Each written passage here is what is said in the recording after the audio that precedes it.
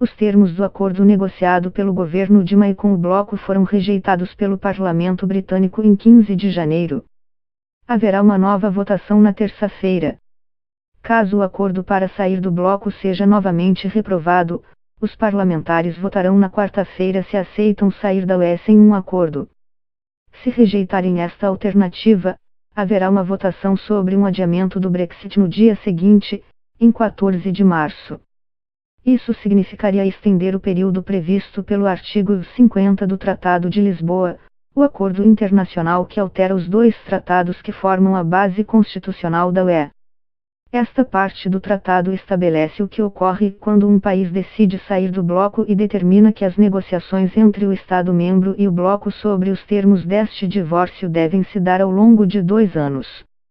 O prazo do artigo 50 começou a correr em 29 de março de 2017. Então, a não ser que alguma mudança aconteça até o fim do prazo, o Reino Unido deixará o bloco em 29 de março de 2019.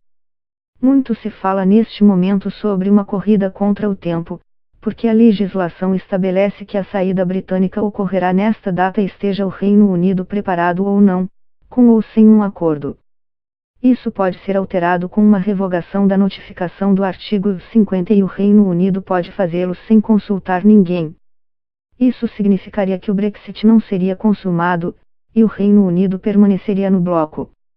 Mas Theresa May já afirmou que jamais revogará a notificação do artigo 50. Também é importante ressaltar que o Tribunal de Justiça Europeu disse que a revogação deveria ser inequívoca e incondicional, sugerindo que a Corte não veria com bons olhos uma tentativa de revogar uma notificação do artigo 50 para depois se fazer uma nova notificação.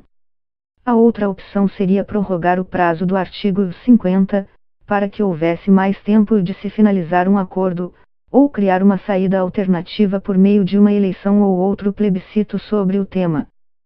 Seria necessário ir a Bruxelas para obter a aprovação unânime dos outros Estados-membros da UE. Há uma cúpula de líderes do bloco prevista para os dias 21 e 22 de março, durante a qual um pedido formal de extensão do prazo poderia ser feito e aprovado. Também é possível, a princípio, que uma decisão fosse tomada mesmo depois disso, talvez em nível ministerial ou entre embaixadores, mas contanto que ocorresse antes de 29 de março. No entanto, sob o aspecto político, uma extensão do prazo do artigo 50 teria de ser aprovada nos mais altos níveis hierárquicos. O entrave seria o motivo: o Reino Unido pediria apenas para ter mais tempo para debater no parlamento ou há um plano de ação claro. O cenário mais provável é um adiamento de poucas semanas para garantir a legalidade do acordo fechado. Caso contrário, a UE poderia ser apontada como a culpada de um Brexit sem acordo.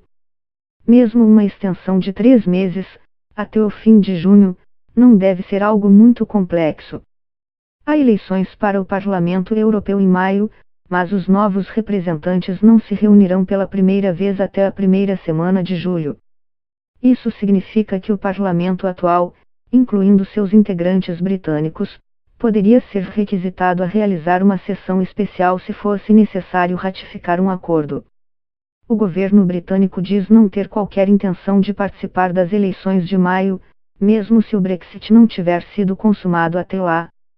Então, o Reino Unido não teria representantes no novo Parlamento Europeu, ainda que permanecesse como Estado-membro da UE. O documento argumenta que a ausência de representantes britânicos não tornaria o novo parlamento inválido. Mas isso o tornaria alvo de questionamentos legais. Outros países poderiam dizer que o preço de uma extensão do prazo do artigo 50 seria o Reino Unido concordar em participar de uma eleição europeia? Ou que os atuais representantes britânicos se mantivessem em seus cargos temporariamente. No caso de uma extensão mais longa, teria de haver algum tipo de representação do Reino Unido, disse Catherine Barnard, professora de lei europeia na Universidade de Cambridge. Tanto apoiadores quanto os críticos do Brexit veem qualquer adiamento como uma porta possível para outro plebiscito.